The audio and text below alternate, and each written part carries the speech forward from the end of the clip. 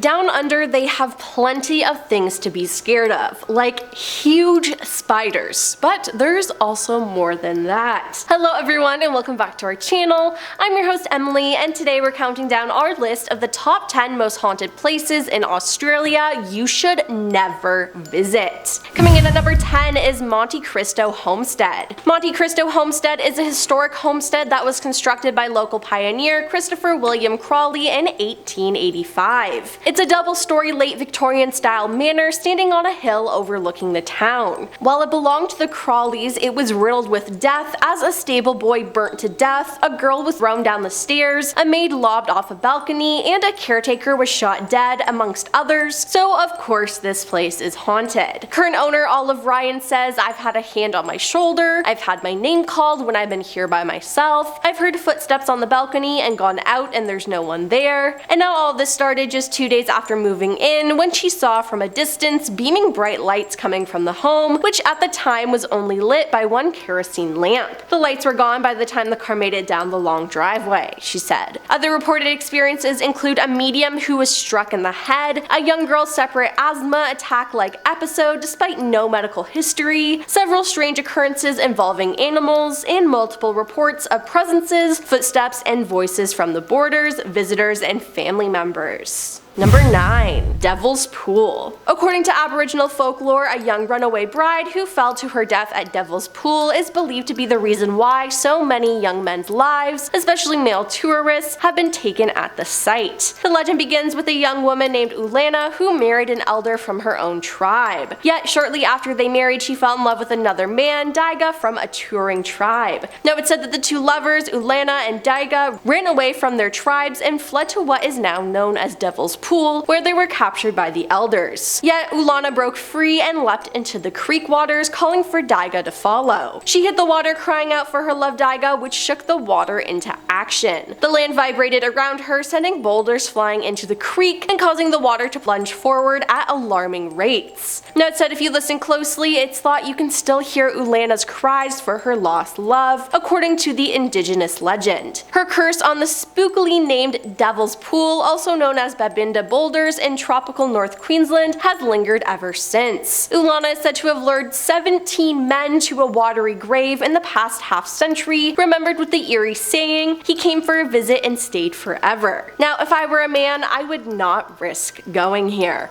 Number 8. Quarantine Station. Set up as a vital safeguard in 1833 to prevent immigrants arriving in Australia from spreading diseases to the main settlement in the city, many migrants spent their final days at the compound before succumbing to deadly viruses. Officially, close to 600 people died at the station out of the 26,000 who stayed there between the quarantine site being founded in the 1830s and its closure in the 1980s. Now the site now operates as a luxury hotel resort, but it is extremely haunted. Hundreds of spirit encounters have occurred over the years, varying from apparitions, people suddenly feeling nauseated and unwell, to objects being moved without any explanation. Several nurses, as well as a spirit known as matron, are said to patrol the hospital ward, while a mortician in a top hat, nicknamed by staff as Mr. Slimy, has been spotted walking around the grounds. A fisherman from China called Mr. Chen often roams around the third-class living quarters, where passengers who were not of a white descent had to live while at the compound. Now around 20 children are said to haunt the site, but a little boy called Isaac Lowe's is one of the more frequent spirits to be seen. Number 7.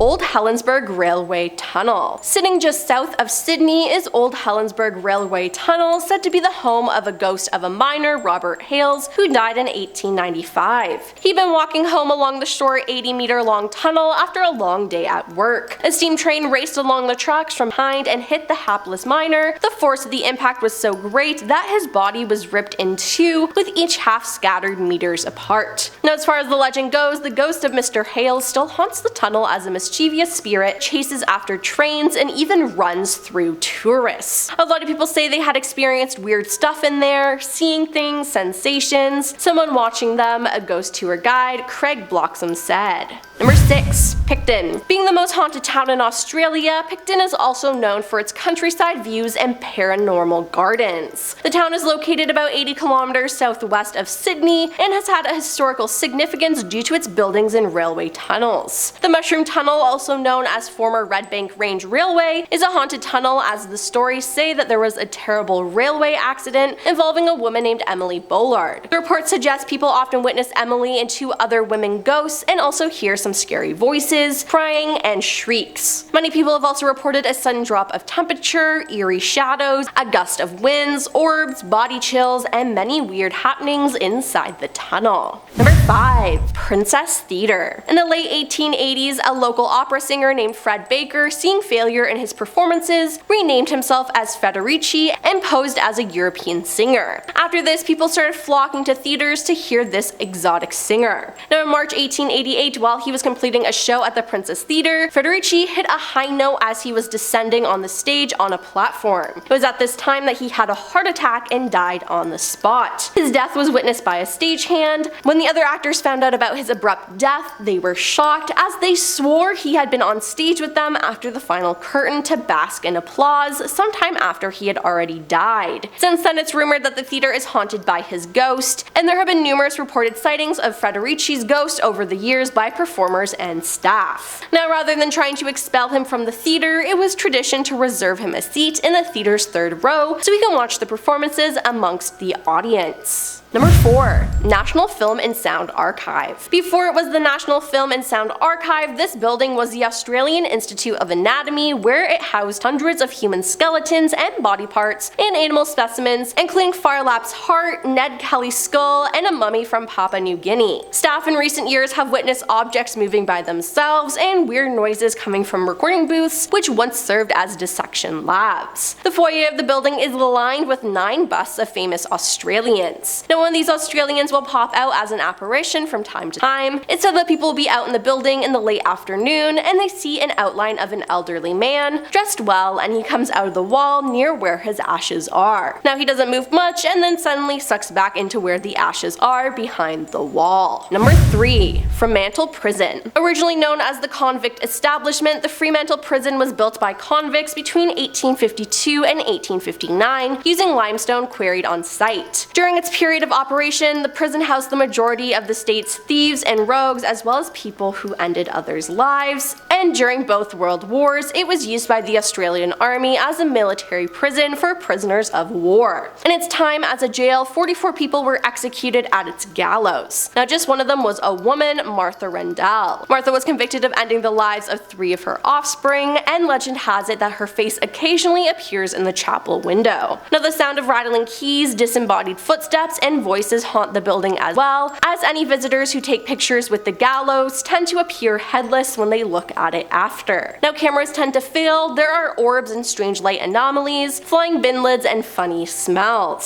Several guards claim to have seen the apparition of a man in black, and one of them even fainted when he laid eyes on the figure. Now no one knows who he is or why he's there, and that is just terrifying. Number 2. Central Railway Station. While tens of thousands of commuters may pass through Central Station as they make their way to work every day, deep beneath the platforms is a hidden world. Abandoned tunnels snake underground and have sat unused for decades. Stripped bare but largely still intact, platforms 26 and 27 were built in the 1970s on the site of the old Devonshire Street Cemetery. The bodies laying in the graveyard were reburied across the city decades before the station was built, but workers recently inspecting the unused platform have reported some eerie experiences.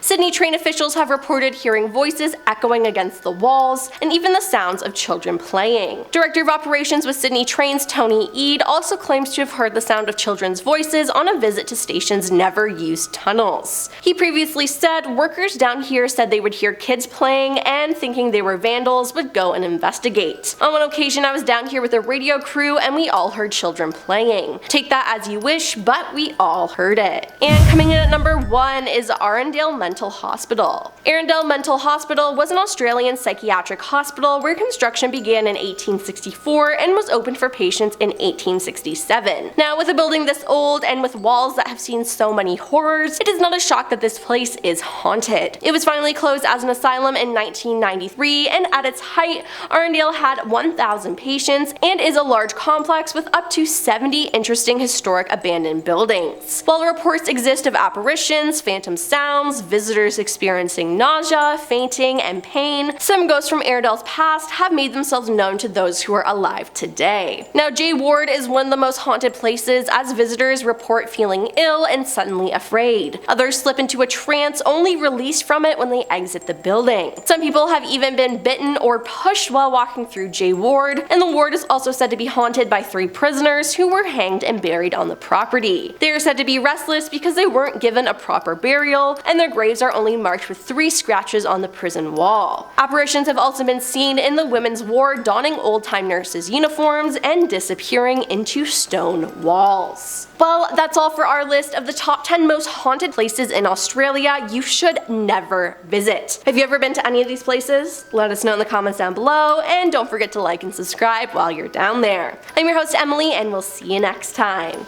Peace. Just sitting south of